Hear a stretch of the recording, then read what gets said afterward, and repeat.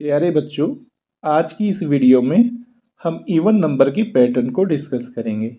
तो आइए सबसे पहले हम इवन नंबर को जान लेते हैं। Even numbers, the numbers which are completely divisible by 2 are called even number.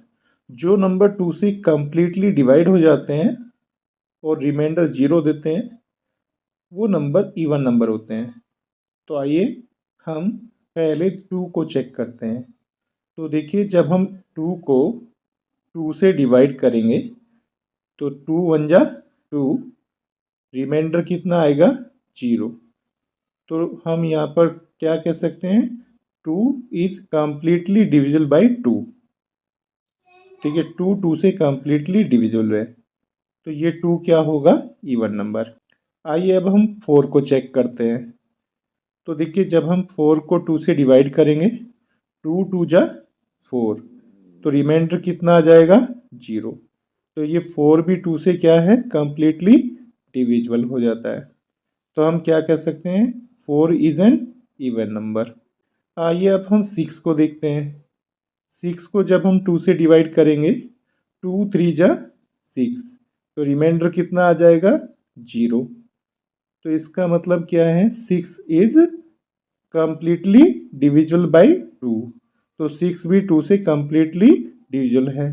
तो क्या कह सकते हैं हम, 6 एक इवन नंबर है। तो इसी तरीके से हम 8 10 12 आगे भी नंबर को चेक कर सकते हैं। ठीक है, तो समझ में आया इवन नंबर्स क्या होते हैं। जो नंबर 2 से कंप्लीटली डिविजिबल होते हैं उन्हें हम इवन नंबर कह सकते हैं। ठीक है, तो देखिए, इवन नंबर्स की हम कैसे पहचान कर सकते हैं। Last digit of every even number is 0 2 4 6 और 8। तो जितने भी इवन नंबर होते हैं उनकी लास्ट डिजिट या तो 0 होती है, या 2 होती है, या 4 होती है, या 6 होती है, या फिर 8 होती है। आइए बच्चों, अब हम इवन नंबर के पैटर्न को लिखना सीखते हैं, कैसे इसको लिखा जाता है। तो चलिए सबसे पहले शुरुआत करते हैं फर्स्ट टर्म से। तो इस पैटर्न की फर्स्ट टर्म को हम कैसे लिखते हैं, 1 multiply by 2 is equal to 2। तो इसकी पहली टर्म क्या होगी, 2। अब आते हैं सेकंड टर्म पर। तो सेकंड टर्म को कैसे लिखेंगे, 2 multiply by 2 is equal to 4। तो इसकी सेकंड टर्म 4 बन जाएगी।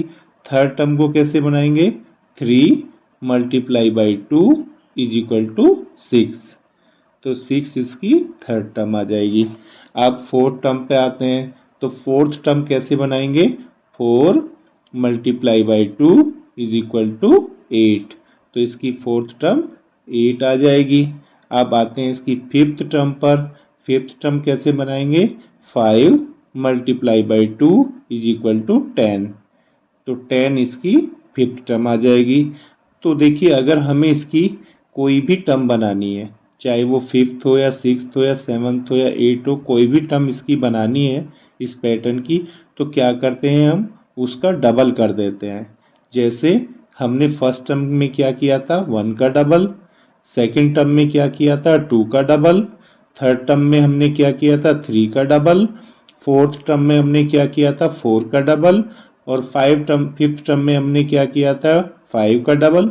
इसी तरीके से हमें जो भी टर्म चाहिए उसको हम क्या कर देते हैं, उसका डबल कर देते हैं, तो वो उस टर्म की वैल्यू बन जाती है। जैसे अगर हम आपसे पूछें 20th टर्म क्या होगी, तो इस सीक्वेंस की 20th टर्म क्या होगी, तो वो क्या होगी, 20 का डबल कितना हो जाएगा, 40।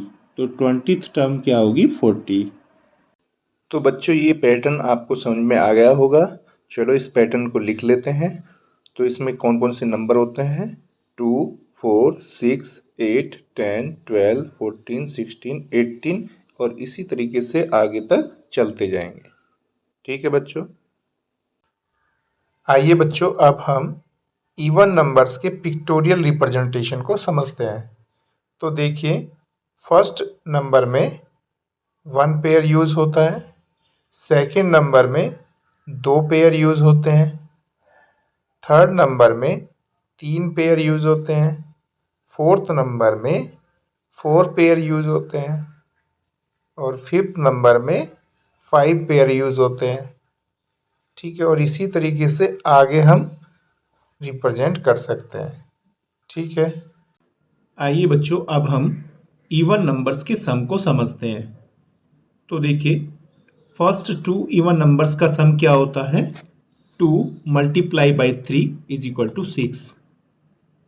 ठीक है, और फर्स्ट 3 इवन नंबर्स का सम क्या होता है? 3 multiply by 4 is equal to 12। ठीक है, और फर्स्ट 4 इवन नंबर्स का सम क्या होता है? 4 multiply by 5 is equal to 20। ठीक है, और फर्स्ट 5 इवन नंबर्स का सम क्या होगा? 5 multiply by 6 is equal to 30। 6 even numbers का सम क्या होगा? 6 multiply by 7 is equal to 42। हाँ, तो बच्चों देखिए, यहाँ पर आपको कोई पैटर्न दिखाई दे रहा है?